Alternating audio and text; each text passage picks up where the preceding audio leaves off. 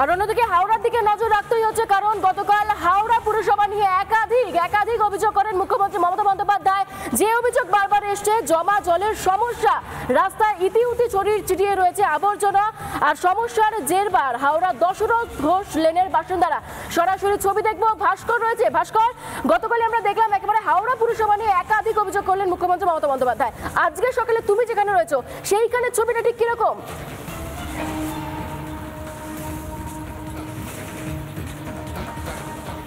একদমই অঞ্জলিলা, দেখো আমি রয়েছি দশরথ ঘোষ লেনে। আমার ভিডিওলিস্ট মোহিতকে বলবো সবার প্রথমে এই ছবিগুলো দেখাতে, তারপর একটা ভয়ঙ্কর ছবি দেখাবো। দশরথ ঘোষ লেনের সামনের যে নর্দমা, সেই নর্দমা আবর্জনা, কালো জল, সেই কালো জলে সম্পূর্ণ ভর্তি। আমার ভিডিওলিস্ট মোহিত সেই ছবিটাই দেখাচ্ছে, এবং তার পাশাপাশি তোমাকে দেখাবার চেষ্টা করব দশরথ ঘোষ লেনের এই যে ভিতরের অংশটা, যেখানে মানুষ বসবাস করেন, সেখানকার ছবিটা দেখো। প্রচুর মানুষ বসবাস করেন এবং একটা অভিযোগ বারংবার রয়েছে, এই যে জমা জল, এই জমা জল পরিষ্কার করা হয় না। একদম ভিতরে গিয়ে আমরা দেখানোর চেষ্টা করব।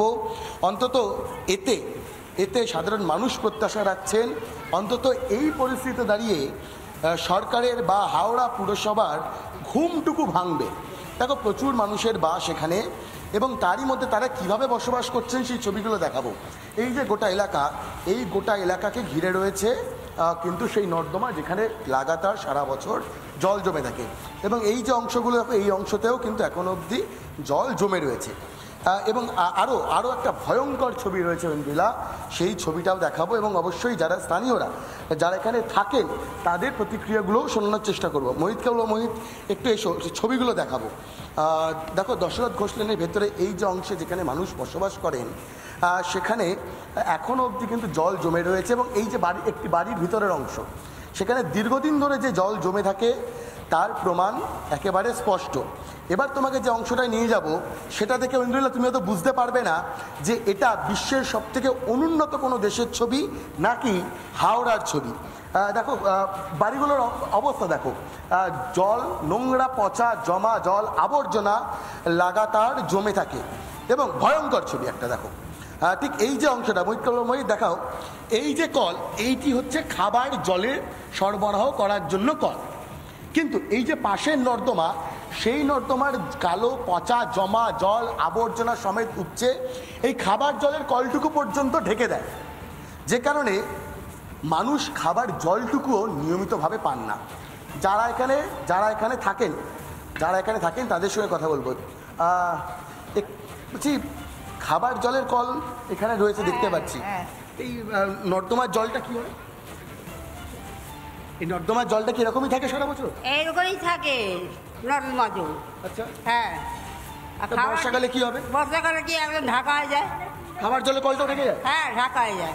তো তখন খাবার জল পান করতে গেলে কি করে? ওই জল থাকে ঘরে, ওই খাই আমরা। আচ্ছা, এই যে বাড়ির সামনের অংশগুলো দেখছি পুরো আবর্জনা ভর্তি, জল জমে আছে, ভরে যায়, পুরো ভরে যায়। পৌরসভা কিছু করে না?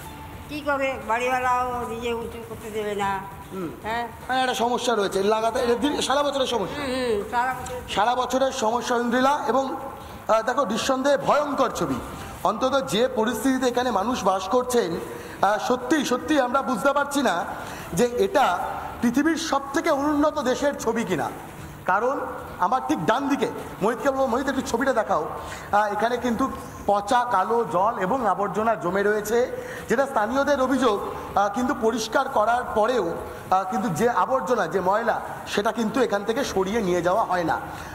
আরেকজন রয়েছেন, আপনি কি এখানে থাকেন? আশেপাশে আমি দেখাশোনা করেন? আপনি কি কর্পোরেশনে? না, কর্পোরেশনে না। তাহলে হ্যাঁ, আপনি কি পার্টির তরফ থেকে? না, পার্টির তরফ না, আমি এসেছি এদিকে। আচ্ছা, বলছি এই পরিস্থিতি, না দাদা, একদম সাধারণ মানুষ হিসাবে একটু কথা বলবো। আচ্ছা দিদি, আপনি কি থাকেন এখানে? বলছি এই অবস্থা মানুষ থাকবেন কি করে বলুন তো? কি করে বলবো? খাবার জলটুকুও যদি না পায়। দাদা, আপনি থাকেন এখানে? अच्छा, ये क्या हालत है? नहीं, यहाँ पे काम हुआ है सर। अच्छा, कैसे काम हुआ? यहाँ पे मैन पावर लगा है, मैन पावर उसका मेरे पास रिकॉर्ड भी है। और ये पर अभी तक तो पानी पूरा भरा हुआ है। पानी आप इधर देखिए, आगे भी काम हुआ है पूरा, और यहाँ से लेके पूरा गौरपाड़ा आपके तक कॉर्पोरेशन की तरफ से? जी, मैं सुपरवाइजर हूँ सर यहाँ पे। सुपरवाइजर। यस। पर यहाँ पे ये क्या हालत है? ये बारिश का, ये तो इधर में तो अभी सर तक बारिश हुआ ही नहीं है सर। ये बीच में जो बारिश हुआ था ये डीप है थोड़ा, इसलिए सर। अच्छा। अभी बारिश के टाइम यहाँ पे पानी लगता है, नो डाउट। अच्छा। बारिश के टाइम पानी लगता है, लेकिन ये जो पीने का पानी का जो नल है ये भी क्या ऊपर निकलते चला जाता है? ये तो सर ज़्यादातर जितना भी पाइप है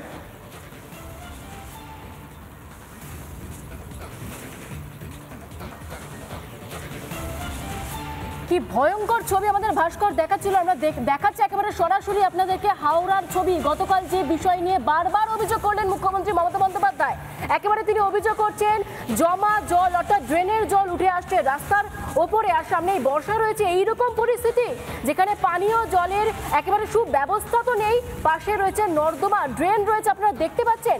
ভাস্কর সেই ছবি তুলে ধরছে, যারা সেখানকার মানুষজন বাসিন্দা রয়েছেন তারা বলছেন কি করব, কাকে বলবো, তারা অসহায়, সামান্য পানীয় জলটুকু তারা সঠিকভাবে পান না, এবং তার মধ্যে এই রকম নোংরা ঘন জনবসতিপূর্ণ এলাকার মধ্যে তাদেরকে থাকতে হচ্ছে, আর তারই মাঝে তারা এরকম অসহায় ফিল করছেন।